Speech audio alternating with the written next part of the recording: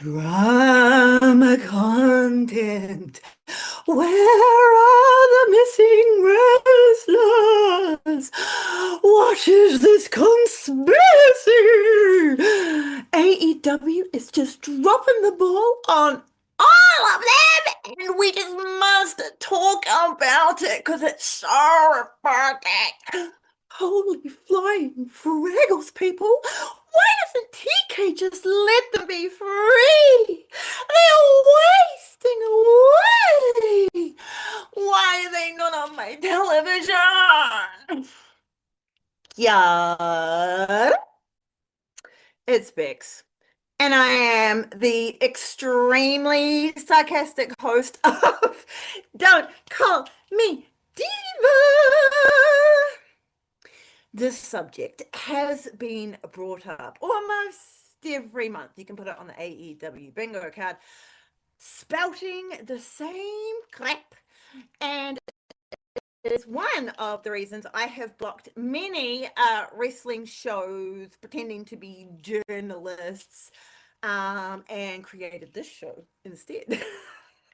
Because we only talk AEW and affiliated women's wrestling. And even though we keep the show in the realm of delusion and kayfabe, and in doing so, we have created a slight little bit of lore.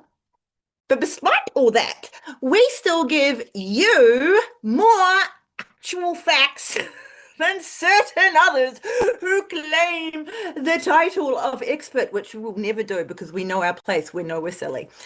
This is Sassy episode 46. So if you're new and you want to know more about what we are going on about and what we do here, go check out episode 1, whenever you want. And then you'll be all up to date. Well, you don't listen to more than just one to be up to date. You know what I'm saying? I don't have to explain it all to you.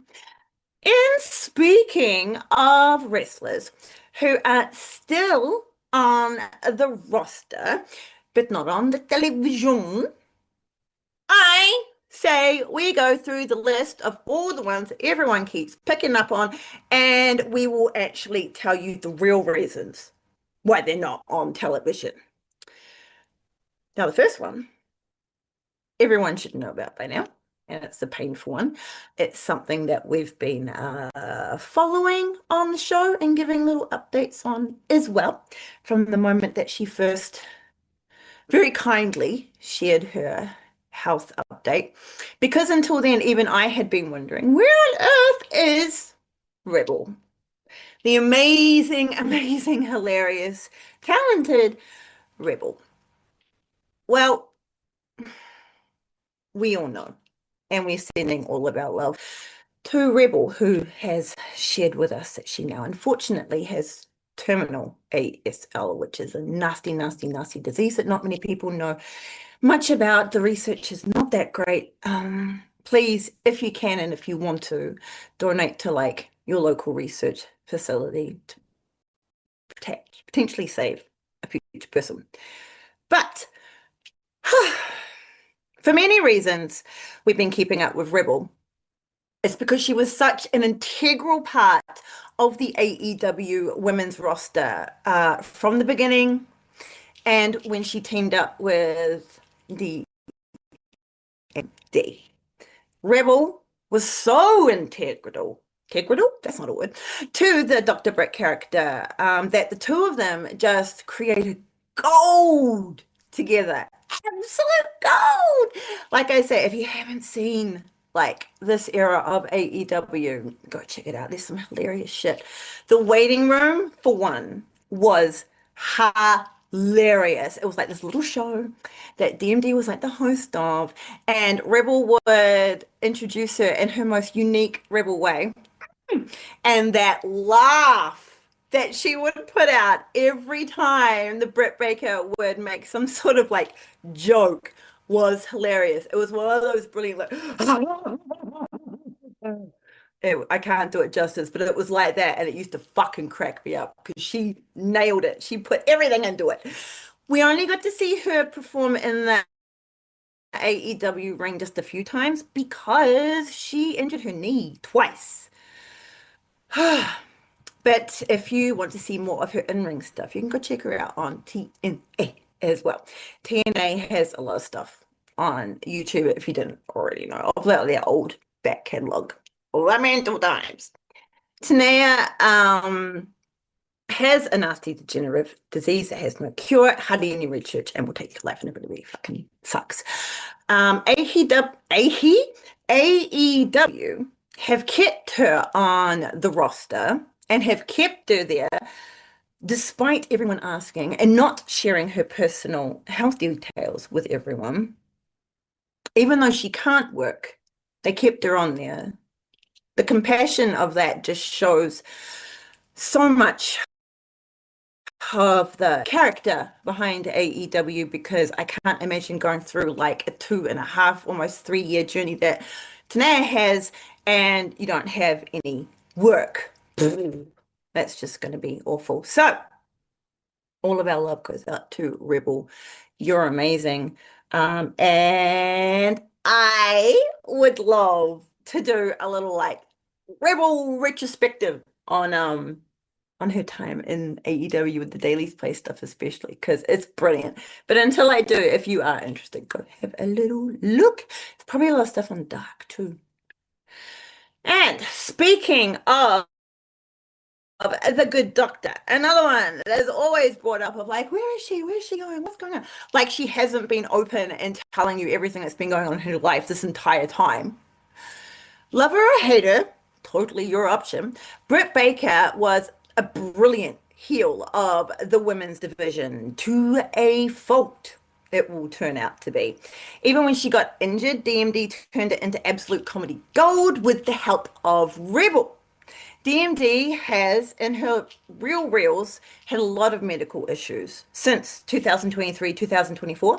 And in her own words, AEW has a pretty intense protocol for you to get cleared to be back into the ring. Brett had been for about 9 months with 2 herniated discs and a tore labrum which traveled to her neck. Ow. On and up close with Renee Paquette, she told the story of when the transient. Oh shit, I didn't know how to say this. Now I have to go and say this. My brain's like, nah, you're on your own, bitch. Transient is ischemic attack hit, which is, if you don't know, kind of like a little mini stroke. And while she was getting her hair done, just casually, just sitting there, getting her hair done, the symptoms came on. She thought it had something to do with her neck, but then shit went down.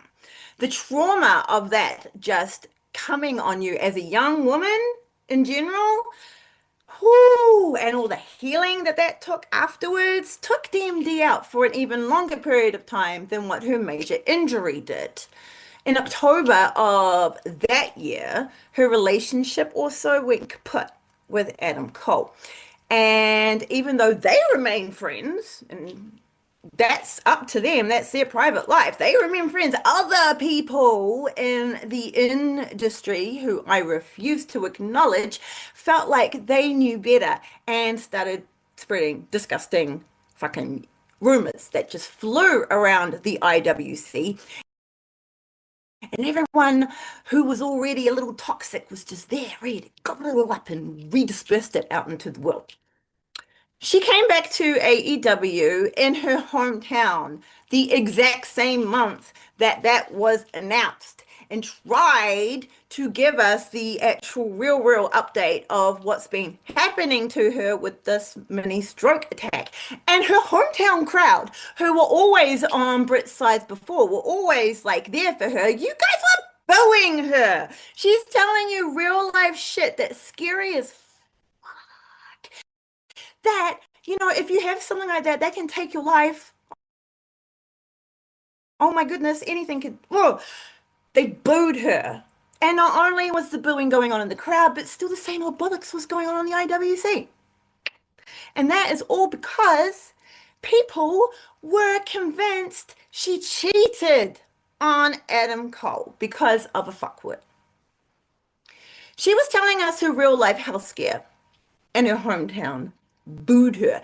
Even if TK wanted to bring her back for a certain longer run, if the crowd is just going to be dicks about it, what on earth can you do? And does she even want to be there? No. Brett and Thunder did not get on, but Thunder is very beloved. And she had a backstage altercation with Alicia too, and that just fueled the fire that she's just not a nice person to all these fans. Trying to Roman Reigns her in that kind of situation would just be career death, in my opinion. I just don't think it would have been great.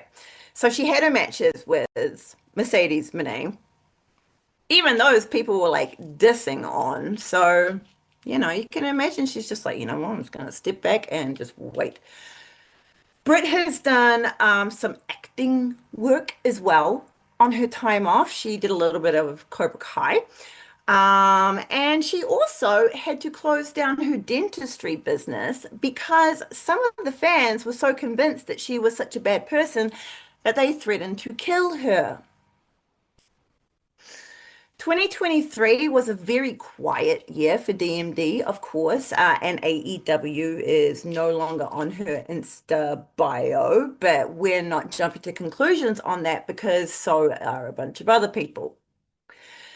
As of October 2025, she was still very keen on being a part of AEW roster, promoting it whenever she could and however she could, you know, advocating for like free talent that's like free talent, free agents that could come in and, so she's very, very much got her heart in AEW. But the woman's gone through a lot.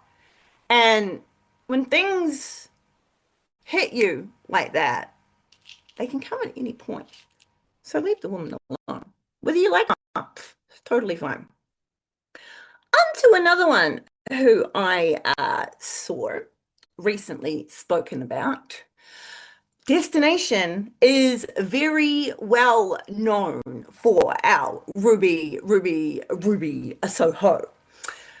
She had a freaking baby. She had a baby and has taken the time to not only give birth, but then recover and then also raising said child. And apparently, that's an unreasonable amount of time to take off for something like that. So things must be going on backstage, right?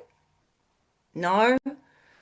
This is what it looks like when your employer gives a fuck about your actual life and treats you like a human. Ruby has also started to come out for WrestleCons now, a little bit at a time. She's still very, very, very, very, very focused on raising her child with Angelo Parker, D'Angelo Parker, the man, the papa.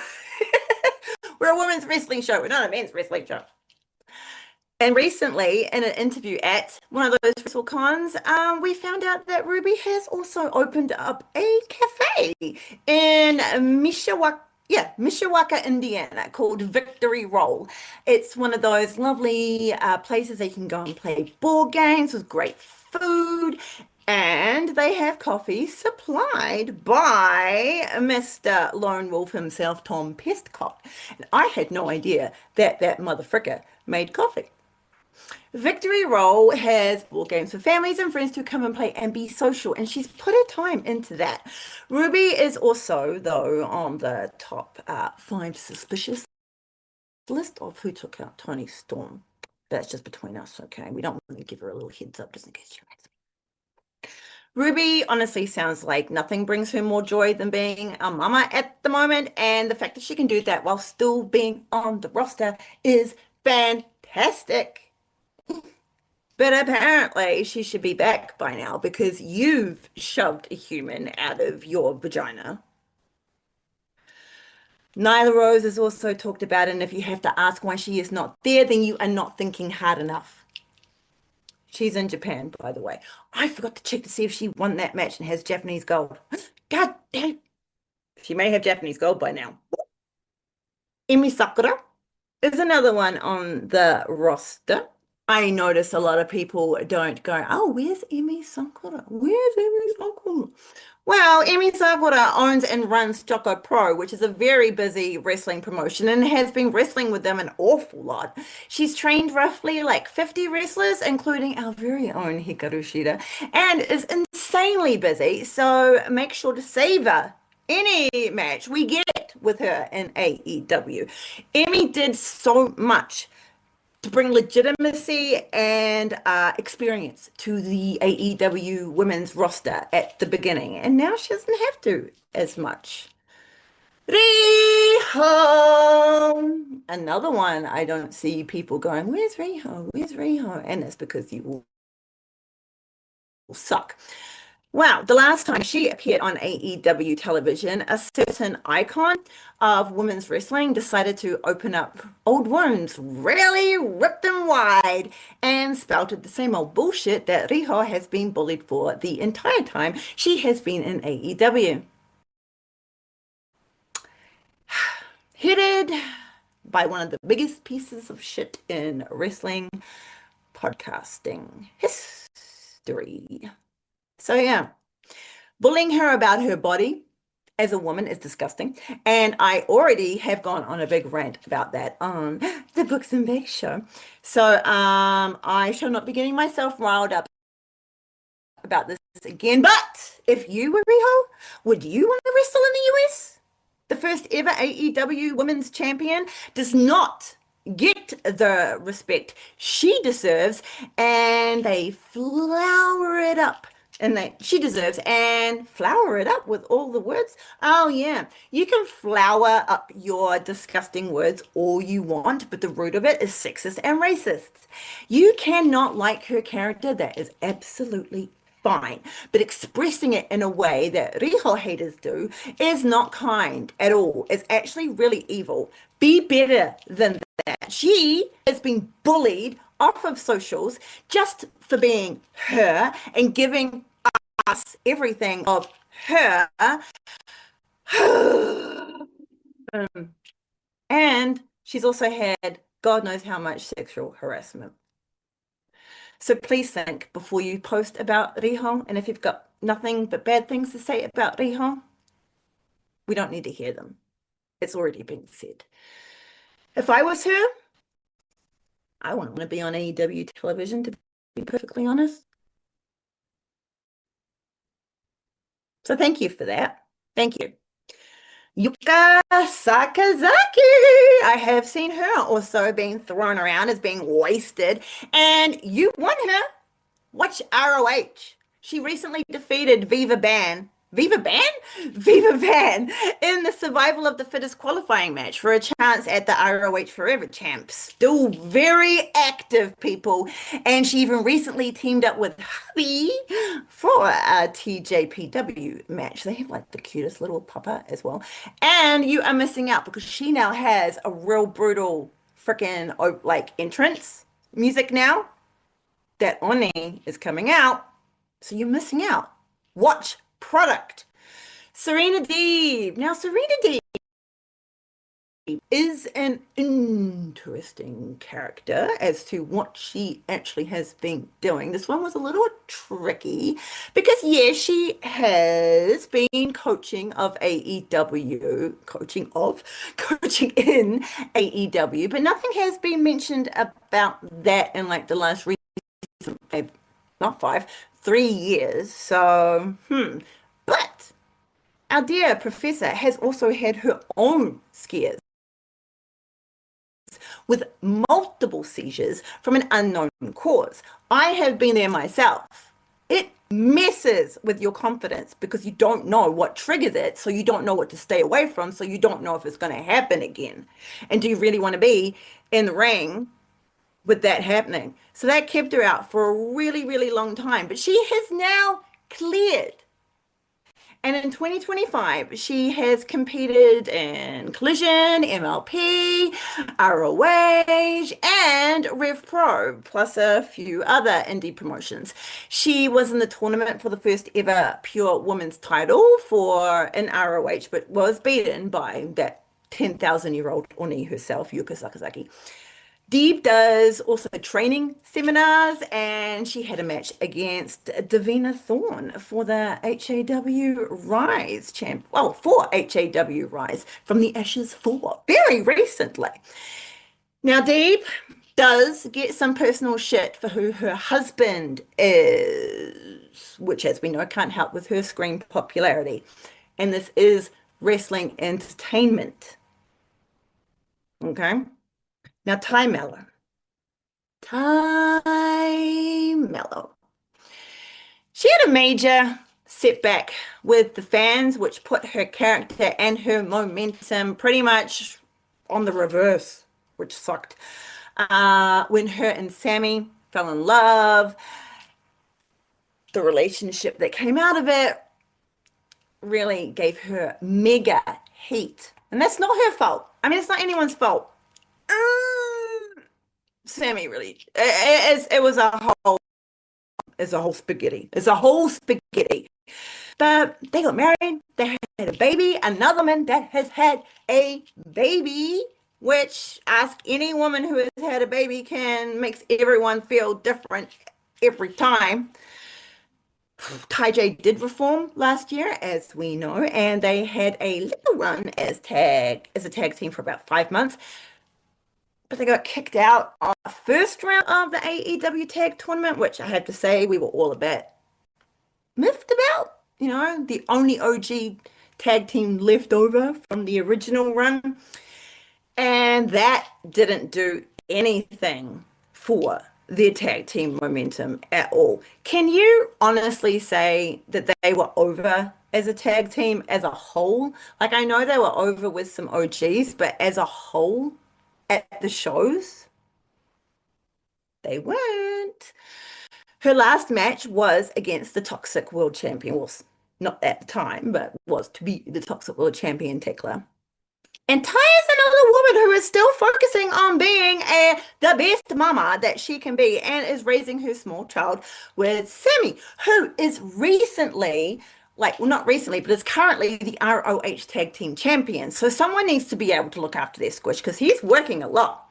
They also very recently went back to Brazil to see her family as well. She also shared that the current Frosty immigration bollocks has caused her some concern also. So, Ty, when you come back, please, please, betray Anna Jay. Do it. Betray her. Turn heel. It will work.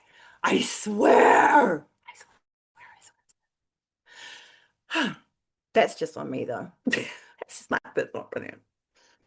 Madison Rain is another one on the roster who you won't see in ring, and that is because she has retired from in-ring wrestling. She is doing a fuck ton of work as an agent, producer, and a coach for AEW. She only recently fully retired in a match with Deonna Purrazzo against MIT, Billy Starks, and Diamante. It's a great match. They had two of them. One they won, one they lost. Go watch it. Who else you got? Huh? Diamante. I also saw she's on ROH, killing it. She's going to have a match at the upcoming Supercard of Honor against Red Velvet. Yeah, Red Velvet. Taya Valkyrie, ROH with the fantastic MXM TV. Thunder Rosa. She's the Rio Cabaret Women's Champion, don't you know? And she defended it recently against Alex Falcon in London, who we know very well. Thunder Rosa has a dual contract with AEW, and CMLL has been doing a lot of work down in Mexico along with her AEW and also indie dates.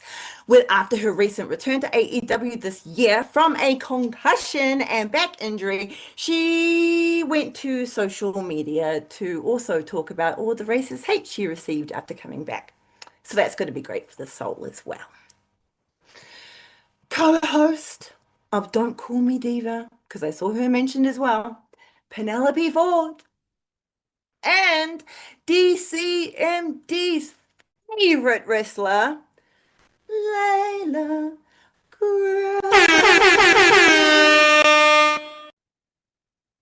They're both injured, and I don't want to talk about it because it makes me feel sad. But Layla Gray.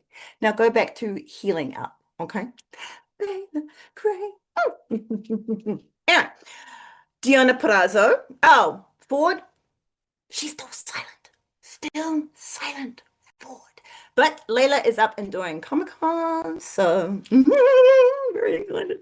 Deonna Purrazzo is the ROH Pure Women's Champion. Put some respect on her name. Camille is back from filming American Gladiators. Tony Storm's been bonked on the head into oblivion, and Mercedes Moné will be back at any moment.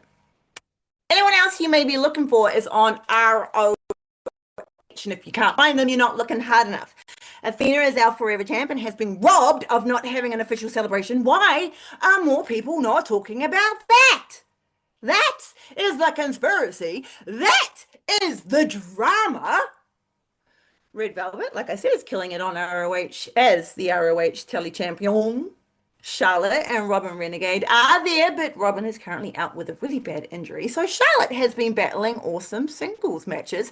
Christian XO, the tall glass of water, is with STP, which also has the amazing Trish Adora, and is one of my favorite factions ever. You may have known, I may say that often. You got Story Denali over there, Viva Van, the Inspiration. See, that wasn't hard to find them, was it? No. They are all there. All the usual. Where are they? Present and accounted for. If you spent about 30 seconds looking, you would have actually had something topical to talk about. That includes the men's roster too. But we don't talk about that here. Yes, I am salty, but I hate lazy bullshit. God damn it. And while we are on the subject, ROH, like I said, the 19th Supercard of Honor is coming up very, very soon. It's on the 15th of May. And the American Joshi Dominion Overlord, the Fallen Goddess, our forever champ, as of this recording, 1,243 days.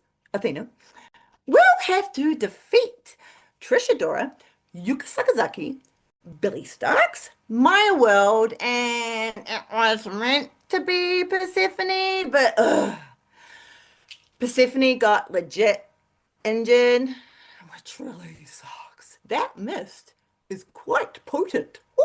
So now Han and Zeta Steel will have to battle it out to see who will then take Persephone's spot. Now, excuse me, one. If you've been paying attention to these ramblings of an unhinged Kiwi, you will know that I have been saying for a while that Billy Starks will be the one to take Athena's title off of her. And what better match than a multi-man match where the champion is at an extreme disadvantage? I can envision the shenanigans now, can't you? It's like a thing of beauty playing out in my head. Athena would rage. But I don't think Athena's going to even need to be like pinned. She could be like taken out there, and like a thing happened, and then like Billy goes, and then voila.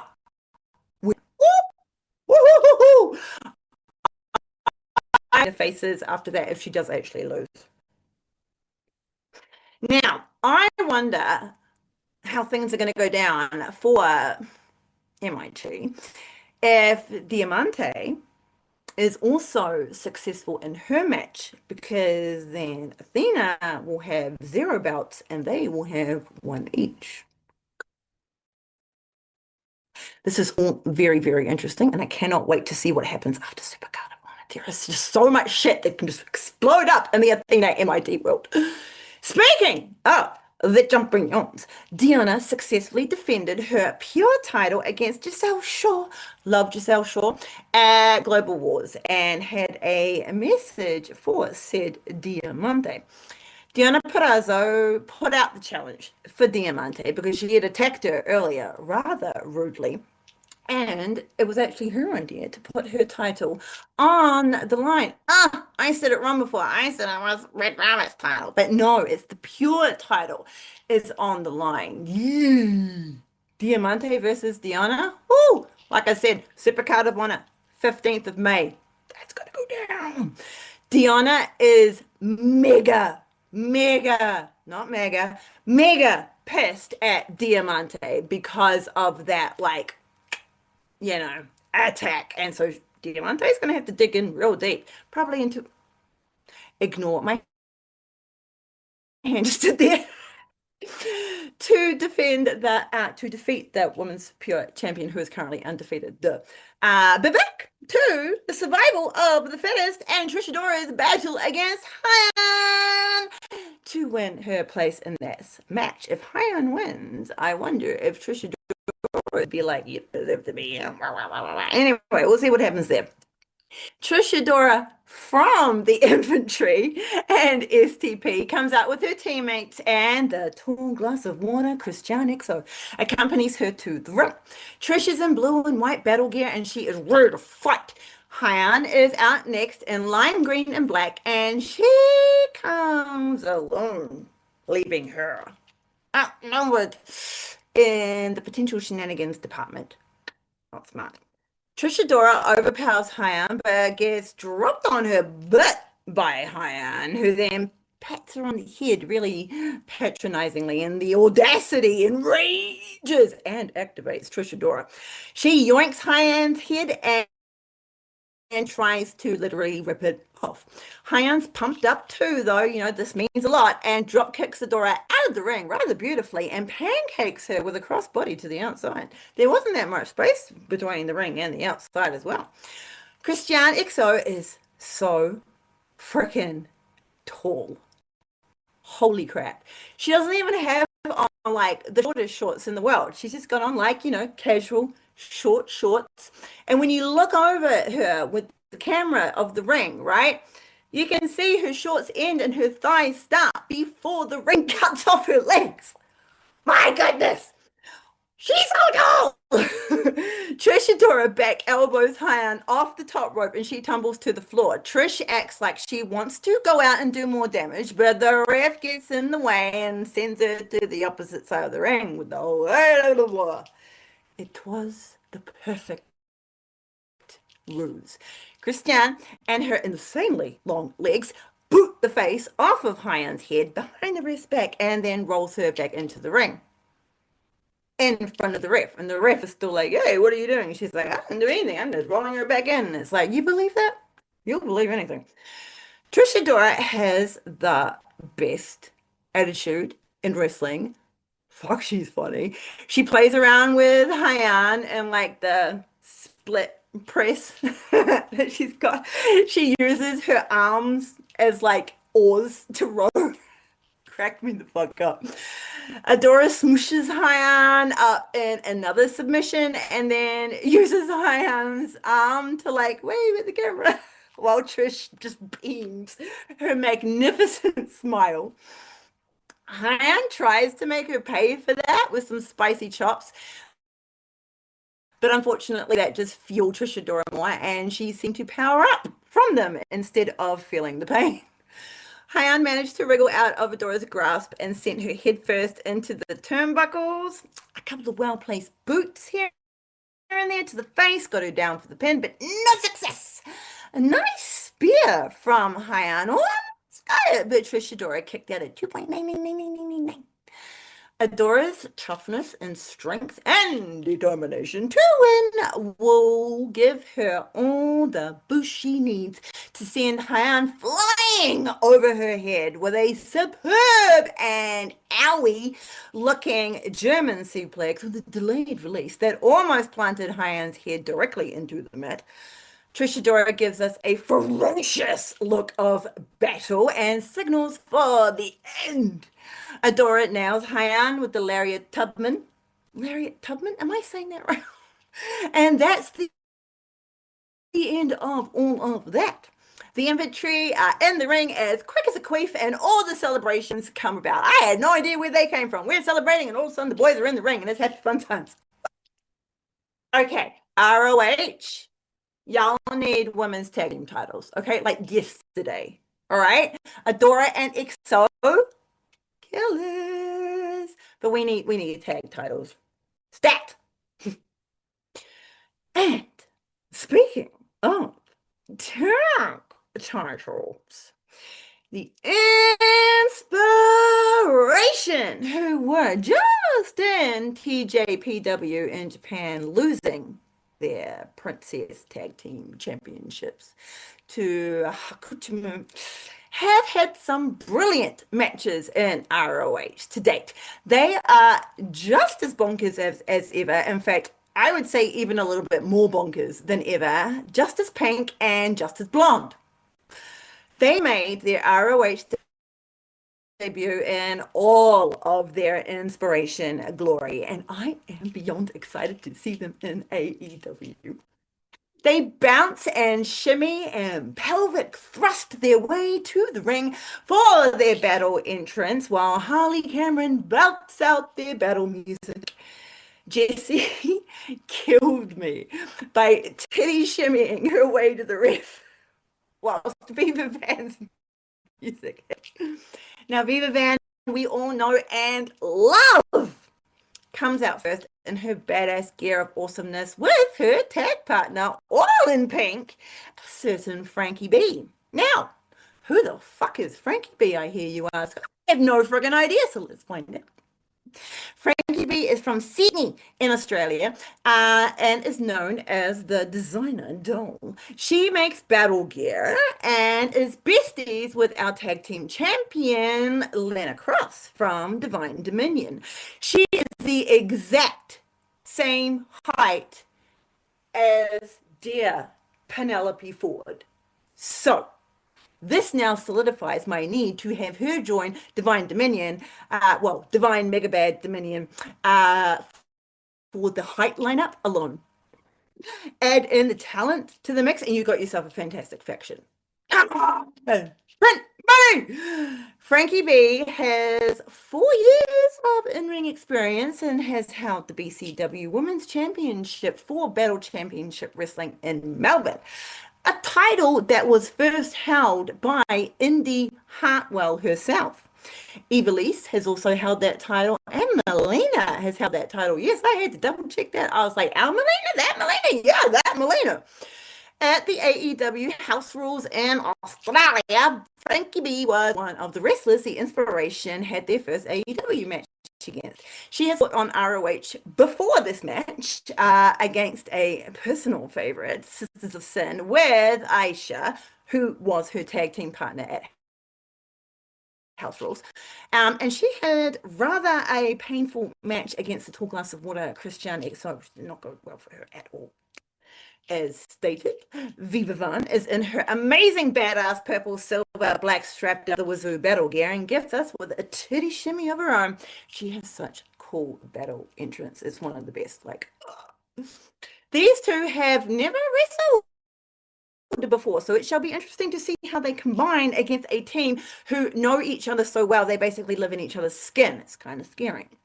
As soon as the entrances are done, the Inspiration instantly start to yap. In fact, they may have even been yapping before. I just couldn't hear them. They yap to themselves, they yap to the ref, they yap to the crowd, they yap to themselves again. So Viva extends her hand for the handshake of honor, as is tradition. And this completely perplexes Cassie. Why for art thou wanting to shake my hand? You'd think she would have picked up a little bit of information before she came here, but her and Jessie, squaws, her and Jessie had to have a bit of a chinwag about the situation, and eventually Cassie decides to allow it, and she gives Viva quite the enthusiastic handshake. The Inspiration tried double teaming up on Viva, but she rolls herself out of the corner. Jessie tags in, and now Viva gets the pleasure of having Jessie mouth off right into her face.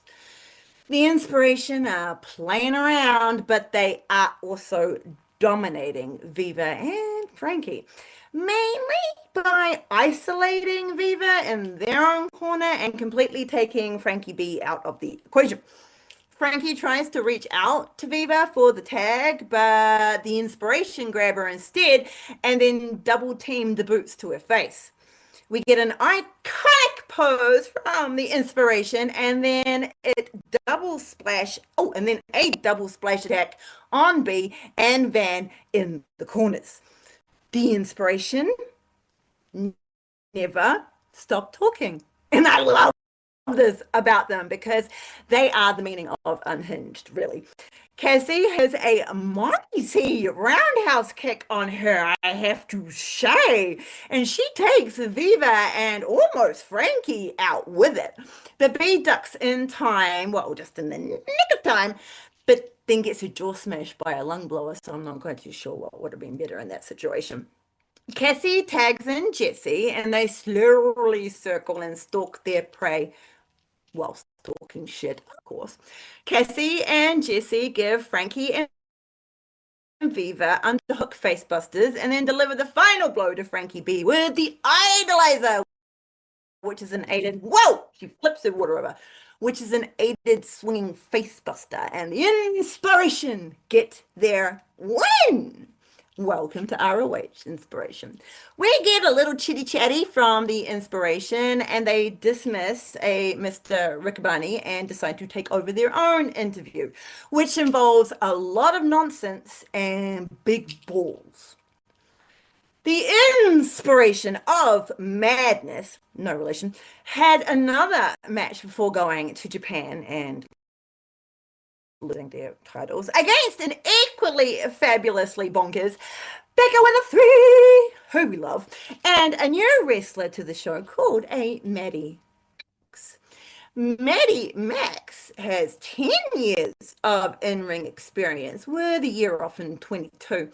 She is signed from women, she is signed to Women of Wrestling and is from Texas. Now, Maddie Max has been on AEW telly before, having a dark match against the suspicious snake woman. Mina's words, not mine. Hikaru Shida.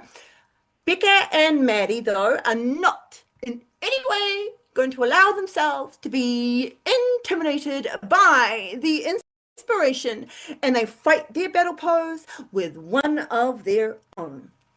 Things just start off as chatty as the last match, but the dominating double team fun times start an awful lot quicker than the last match. After a little dozy-do double team corner smash on Becca and Maddie, they hit the Inspiration pose and power up.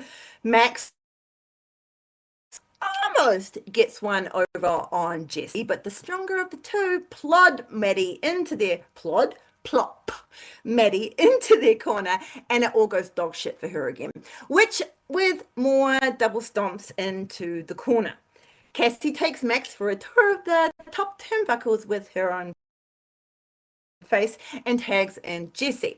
Jesse nails Max with a headbutt that almost knocks herself loopy, and Maddie manages to escape Jesse's clutches to tag in Becca. Now, Becca is hyped for the tag, but before she can get herself into the ring, Jesse is already on her and she pulls her into the ring the hard way. Now it's Becca's turn to feel the pain of the Inspiration. Brilliant double team attack. Woo. Jesse whips Becca into the ropes where Cassie is awaiting on the apron, and she kicks Becca in the face with a gorgeous scorpion kick, followed by a toe trip into a knee to the gut. They're quick. They're fucking quick. The Inspiration start jaw jacking and mocking Becca, and get caught off guard by Maddie, who has slunk into the ring behind them and grabs them. Max stands up to the Inspiration and tries to take them down with some forearms, but both Cassie and Jesse just eat those forearms up like they were snags and make Maddie pay for her audacity. They have powered up. Have they leveled up? They can take some hits. The Inspiration grabbed Becca with a three and Maddie for the double underhook face booger. The double underhook face buster and yell, "Come on, the pistols!" So I'm wondering if that's actually like the name of that now. And Becca and Maddie get their faces slammed into the mat. They nail Becca with the idolizer, and it's boogie fun time for the Inspiration. Now that they're without their golds, they are going to be wanting to look for some new gold, I'm going to say, which is why we need more tech, but they can come into that the main roster and go for those championships. So against the Lightning Dominion, who knows? And speaking of gold, the keeper of the ROH Women's World Championship. You will take this from my cold, dead hands, forever champ Athena, had a proving ground match against the woman who has a chance now to be in that survival of the fittest match at Supercard of Honor. The amazing Zeta Steele, future tag partner of Layla Gray. Zeta is a very talented. She fucked up. She dared to shove her face in the hand, shove her hand and in the face of Athena. And that activated Athena's mind. And Athena made her pay for that insult. Zeta came back from her ass whipping and some great takedowns on Athena until she got rocked by stiff forearms from the Forever Champ. Oof. Zeta took advantage of Athena's basking in her glory, as she is known to do, and wiggles out of that fireman's carry, but she found herself in even worse trouble on the outside when she got up close and personal with the ground, thanks to Athena's flapjack. Athena got her back into the ring, and Athena was now even madder than before. She rocks Zeta with more stiff forearms and chokes out Zeta. But Zeta is not giving up because she is also very fucking tough and very freaking young. Can you imagine what Zeta Steele's going to be like when she has the experience of Athena underneath her? Zeta thinks, no, Zeta does not think just yet. After forcing all of the air out of Athena with a shoulder tackle, Steele climbs the ropes. But Athena can see what's happening and she rolls her ass out of the ring. Zeta thinks, I can do this, and shifts her angle to fly at Athena with a crossbody and takes her out on the outside. A little bit of outside payback for Miss Forever Champ.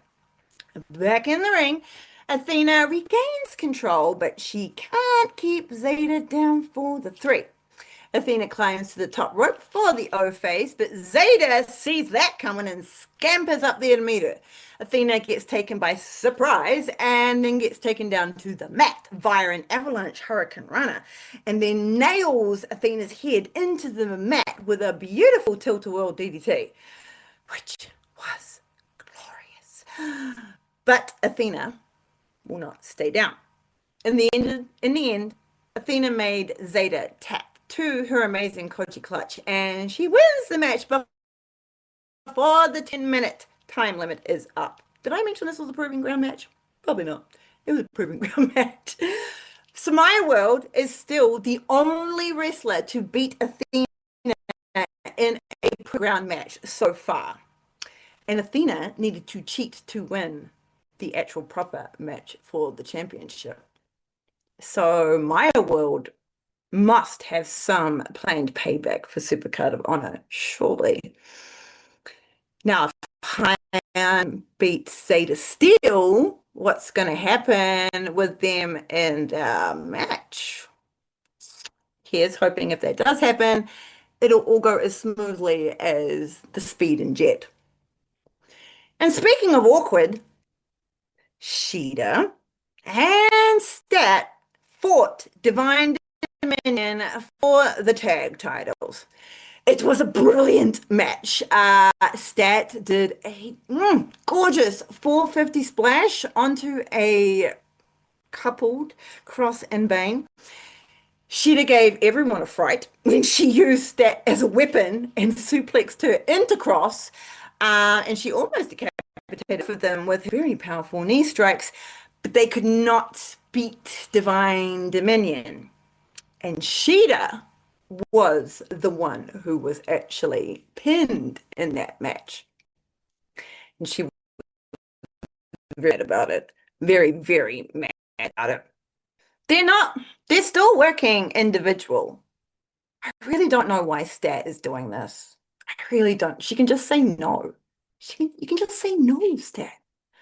But on to better news. NXT is back!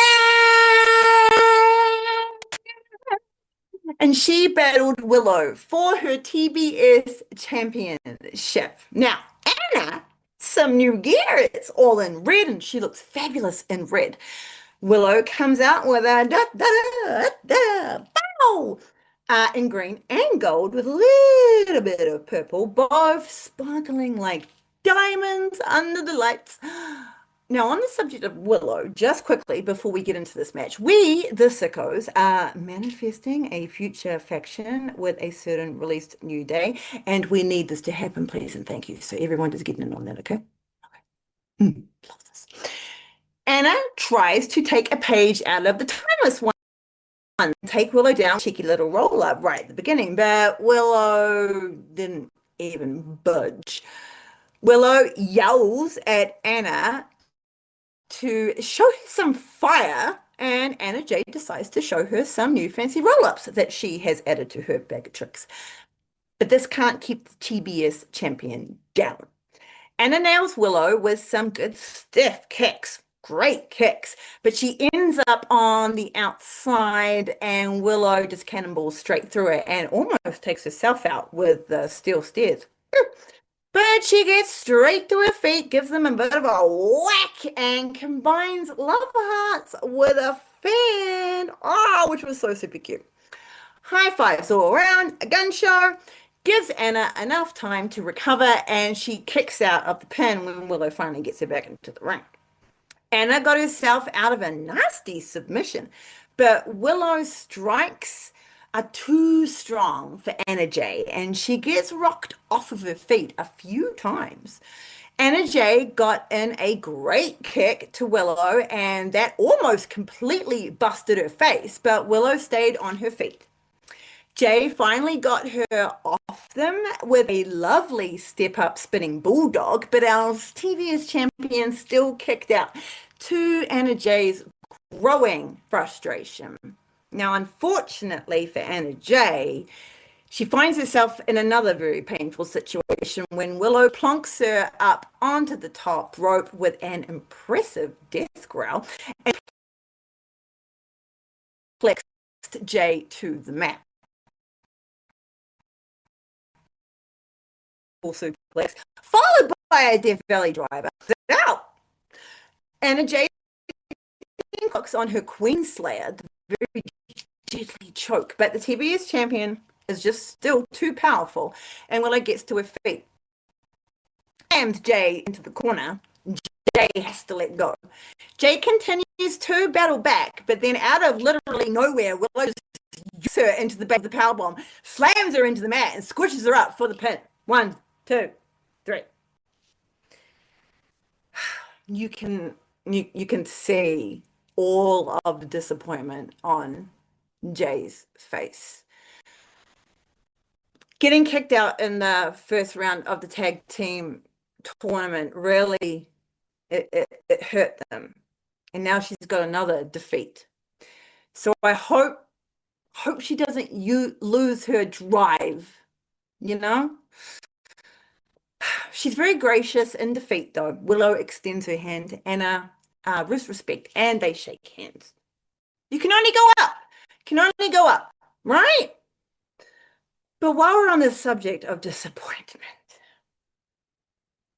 the remarkable lost her voice the same day as me. Are we twinning? Renee Paquette has Shida, Stat, Harley, and Mina gathered together again. Shida instantly starts addressing instantly.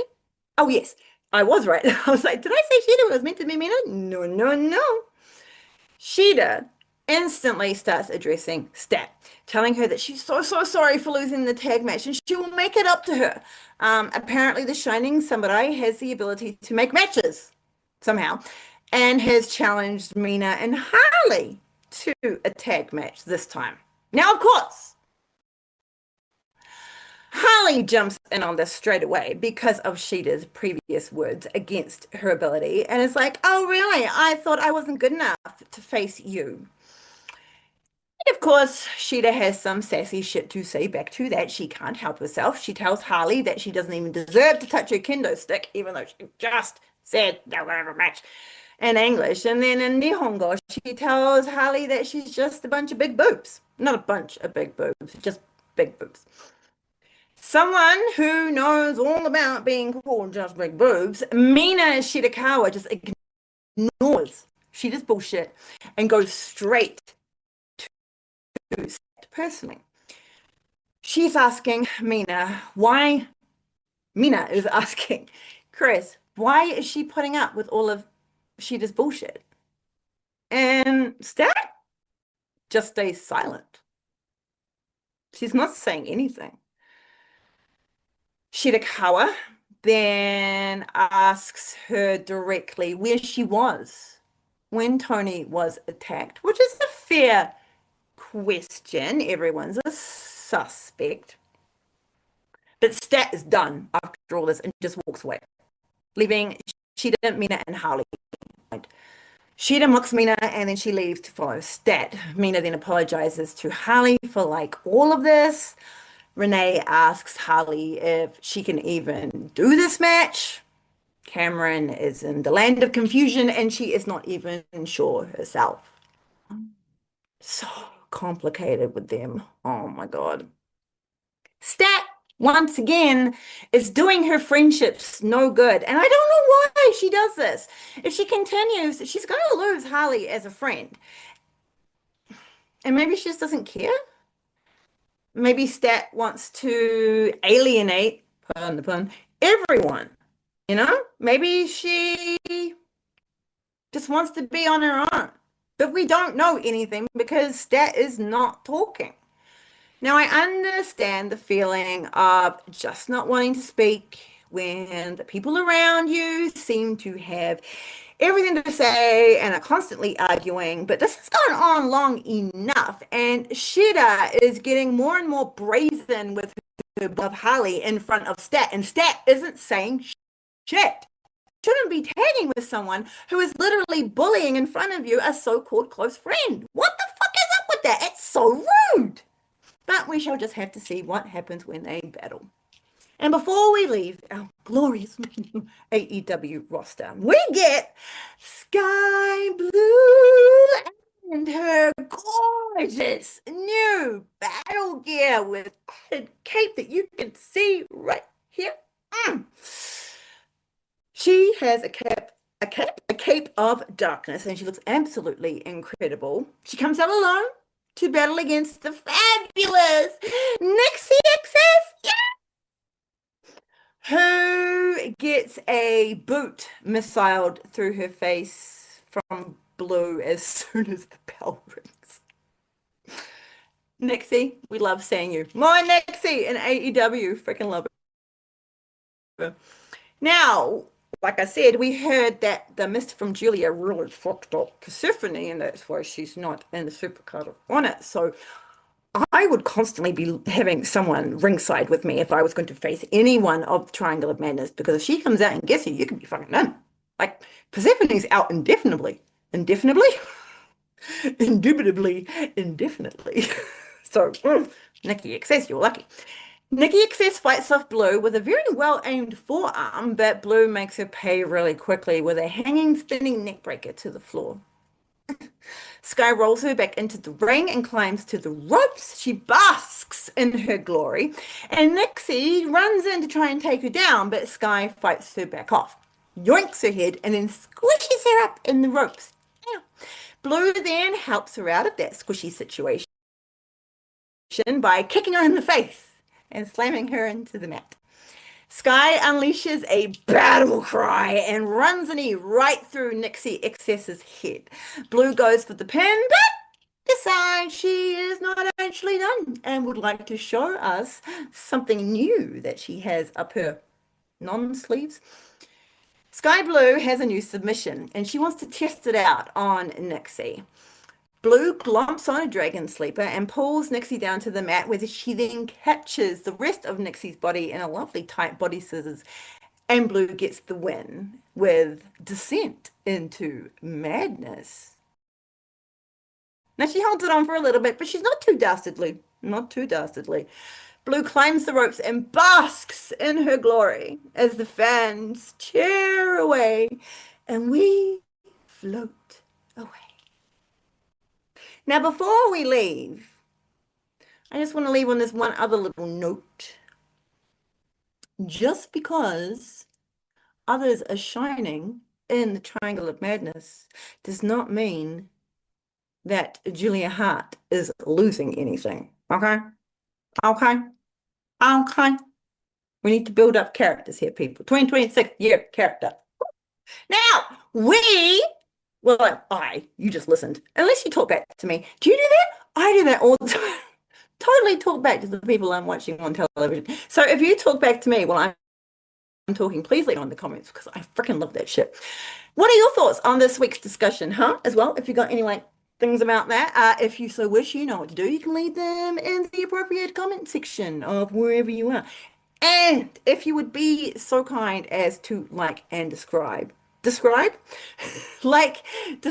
your ideas and then also subscribe or describe how you went from liking and then subscribing. You do you. We're almost at 200, which I know is a small amount, but for me, that's massive. Where am I? I'm ending, aren't I? Who am I? I'm Bex Bastet. You can find me at Threads at Bex_Bastet, and also you can contact me like some just dozing in front of it under a tree at Blue Sky. Bex-Bastet. Follow the show on TikTok at Don't Call Me Diva, where we put on lots of fun little clips from both shows on this channel. Thank you as always to the amazing, wonderful Shane, my beautiful producer, editor, promoter extraordinaire, puts up with all this and puts it out to you. Go check out the Ethos Media Network on the YouTube channel. They have some great shit over there. Join us at sickosclub.com and Sickos Club on Threads. You have never met a more inclusive, smart, kind, and talented bunch of silly sausages who also happen to really enjoy wrestling. This was Don't Call Me Diva. Women's Wrestling Rules! Don't be a dick.